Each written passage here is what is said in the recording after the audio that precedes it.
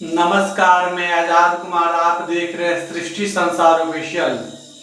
बिहार में आदर्श आचार संहिता लागू हो गए हैं और बिहार में 2 चरण में चुनाव होंगे, 6 नवंबर और 11 नवंबर। उसके बाद 14 नवंबर के चुनाव का जो गणना होंगे, मतदान की जो इतनी वोट पड़ेगी उसको गणना होंगे और नई सरकार की गठन की जाएगी। उसके बाद बिहार में छात्र के साथ बहुत धोखा हो चुके हैं। शिक्षा मंत्री सुनील कुमार ने कहे थे जो हम आचार संहिता आदर्श आचार संहिता लागू होने से पहले हम विज्ञापन जारी TRE-4 टीचर भर्ती हम करेंगे। कभी 1,10,000, 1,20,000, कभी 35,000, कभी 29,000, कभी 26,000, ऐसे कर करके वो बोल रहे थे। कब क्या बोलेंगे पता ही नहीं है। हमारे कुछ समय पहले व्यक्ति कहते थे जिसकी बात की ठीक नहीं होती है उसकी बाप का भी ठीक नहीं होता है। जो बात बदल देता है वो ठीक व्यक्ति नहीं होते हैं, क्योंकि अगर आप एक बात सही बोलेंगे तो आपको सही माना जाएगा, नहीं तो गलत माना जाएगा।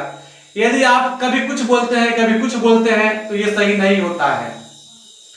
मुख्यमंत्री नीतीश कुमार कुछ पार्टी कह रहे हैं ये बीमार हैं, मानसिक संतुलन खो गए हैं। पहले नीतीश कुमार ऐसे नहीं थे, जनता के भी लग रहे हैं ऐसा नहीं थे, वो ऐसा बर्दाश्त नहीं कर सकते थे।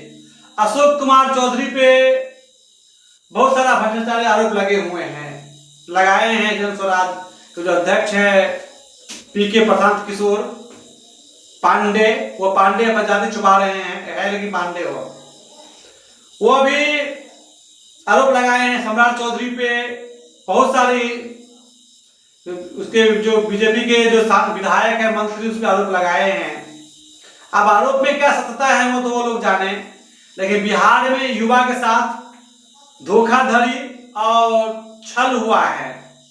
TRE-4 के लेकर के जो लड़का STT पास थे, शिक्षक पात्रता परीक्षा, उनको गुमराह किया गया। इससे पहले BPSC का जो अध्यक्ष होते हैं, चेयरमैन अतुल कुमार थे, वह बोले थे ये TRE-3 ये पूरक रिजल्ट हम दे रहे हैं, ये नई भर्ती नहीं है, ये पूरक रिजल्ट नहीं है, ये पूरक रिजल्ट ही है, नई भर्ती नहीं है।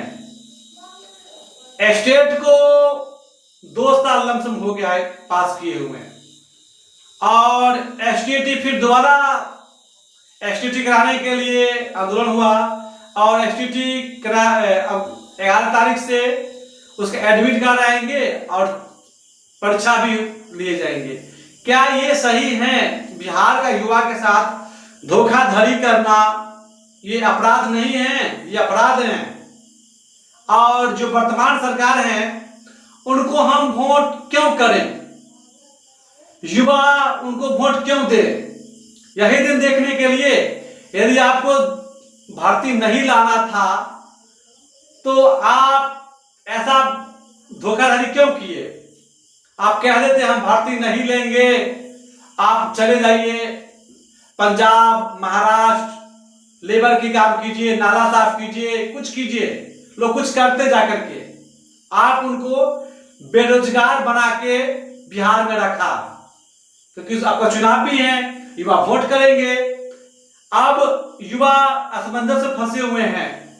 यदि आपको नहीं चुनेंगे तो आप TRE-4 तो लाएंगे नहीं। जो नई सरकार होंगे क्या वो लाएंगे कि नहीं लाएंगे, किन्हीं को कुछ पता नहीं है। तो आपको हम वोट क्यों दे? हम तो कहते हैं वर्तमान सरकार की उखाड़ फेंकिए। आपकी अगर क्षेत्र में पहुंचे वोट मांगने के लिए विधायक वर्तमान सरकार की, उनसे पूछिए हम आपको वोट क्यों दें। आपने TRE-4 दिए नहीं दिए, बेरोजगारों को नौकरी दिए नहीं दिए, पलायन रोके नहीं रोके, महंगाई रुकी नहीं रुकी, तो क्यों वोट आपको हम दें? डीजल पेट्रोल आकाश छू रही है, हमारे आसपास के जो राज्य हैं उसका रेट देख लीजिए, अपने बिहार का रेट देख लीजिए। जब सब कुछ आपसे आपका कंट्रोल में नहीं है तो आपको वोट हम क्यों दें? हम तो कहते हैं बिहार के युवा जागो, जिस और युवा चलते उस और जवानी, जिस और जवानी और जमाना चलता है। इसी और बिहार में चुनाव है, आदर्श आचार संहिता है, और बिहार में नई भर्ती अब लाएगी नहीं, और इसी पे ये वोट लेंगे। हम कह देते हैं ये 2-3 साल लमसम खींचेंगे ये भर्ती TRE 4 के लेकर के। अभी इसके मनसा साफ नहीं था, अगर देना होता तो कल से पहले वो जारी कर दिए होते। हम तो पूछेंगे हमारे क्षेत्र में जो विधायक आएंगे, हम आपको वोट क्यों दें? हम आपको वोट नहीं देंगे, वर्तमान सरकार के हम वोट नहीं देंगे, हम बगावत करेंगे वर्तमान सरकार की। हम घोषणा करते हैं ये डबल इंजन की सरकार, फैल निकम्मू बीमारू सरकार कि हम लोग वोट नहीं करेंगे। क्यों वोट देंगे? हम लोग नहीं देंगे। और युवा से हम आह्वान भी करेंगे, युवा जागो, जागो युवा बिहार की, ये पंगु सरकार से बच के रहो, ये तुम्हारे जवानी को गिरवी लगा देगी। ये लोग, ये वर्तमान सरकार से बच के रहो।